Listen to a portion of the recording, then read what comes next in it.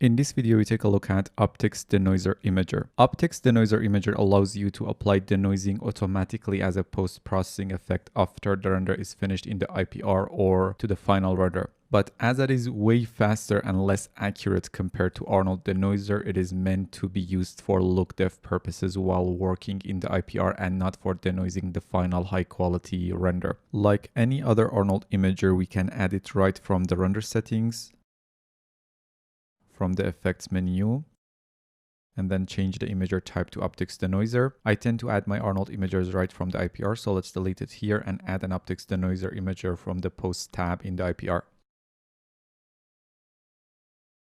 Always remember, if you want to have multiple imagers like light mixer, exposure, tone mapping, and so on, the denoiser imager should always be on top and the first imager in the list. As it warns us here, OptiX Denoiser needs box filter to work properly. So let's click on this add button here, which changes the default Gaussian filter to box filter in the render settings, Gaussian or Gaussian. We can obviously do that manually from the render settings as well. This limitation will be fixed in a future release. Now we can start the IPR.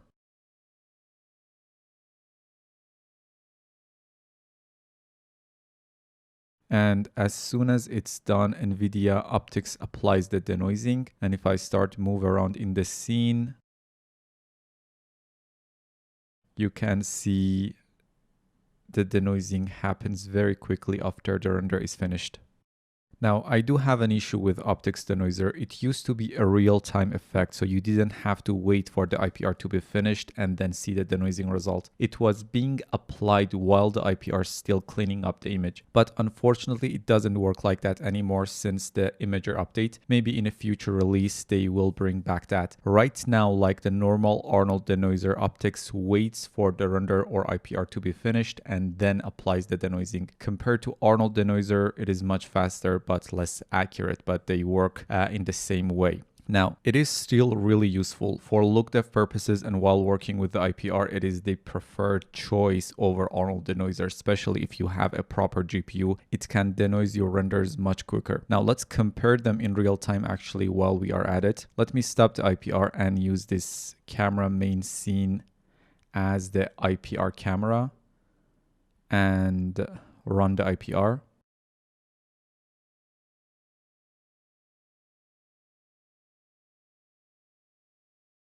So the render and denoising only took about 6-7 seconds. You notice how fast OptiX Denoiser was applied after the render was finished. But if I stop the IPR, disable OptiX Denoiser, and add an Arnold Denoiser instead, and run the IPR again,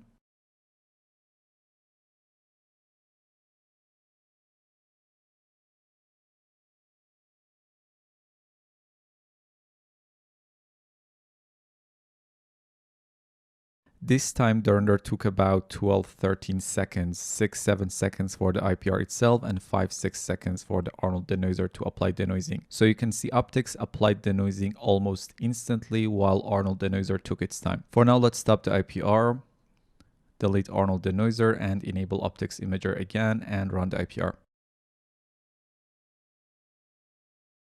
Now let's take a look at its options. Blend here is a linear interpolation between the input and the denoised output. Basically, it controls the effectiveness of the OptiX Denoiser. At 1, we get its full effect. At 0, the undenoised image will be visible. So the higher the value, the more visible the denoised image. Sometimes it restarts the IPR, which is really annoying. Clamp clamps the input to the denoiser to a given range. Clamp min is the minimum value to clamp to, and clamp max is the maximum value to clamp to.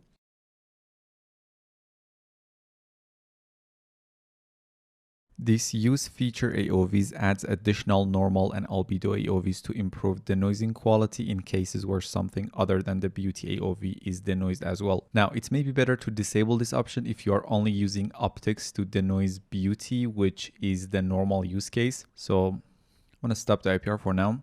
OptiX Denoiser Imager can also denoise other AOVs. To do that using the OptiX Denoiser Imager, just go to the selection tab, and right now the AOVs to be denoised is set to only the beauty AOV, but I can change it to all. and this will denoise not only the beauty AOV, but all of them. Let's go to the render settings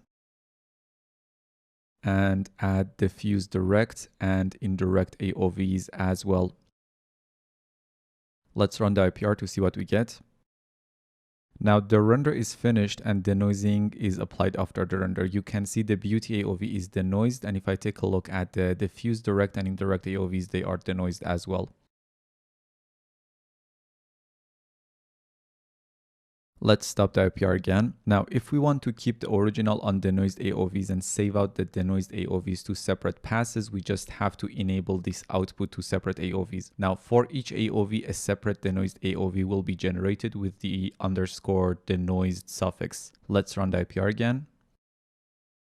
Now, if I take a look at the AOVs drop down, we get our original undenoised AOVs and a separate denoised version for each one. For example, we get our original undenoised beauty and the denoised version, or the original undenoised diffuse indirect, which is very noisy, and the diffuse indirect denoised version, which is very clean. Now, if you want to save out these AOVs, the saving workflow is the same. Just use Cinema 4D's native save options, or better, an Arnold EXR driver. Let's add an Arnold EXR driver. I'm gonna save it to this deleted folder on my desktop and name it whatever you want. I'm just gonna use the default name. Make sure merge AOVs is enabled so we get a multi-layered EXR file containing the original AOVs and their denoised version.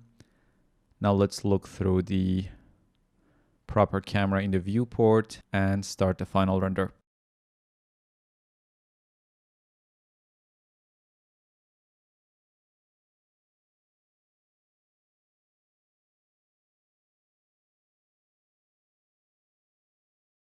Now the render is finished, and if I take a look at the layers tab, we have our original AOVs and our denoised ones. The denoised layers seem to be empty, but the information is there, it just can't be viewed in the picture viewer, and obviously because picture viewer does not support ACEs, the render does not look correct as well. Let's go to Fusion and take a look at the final render.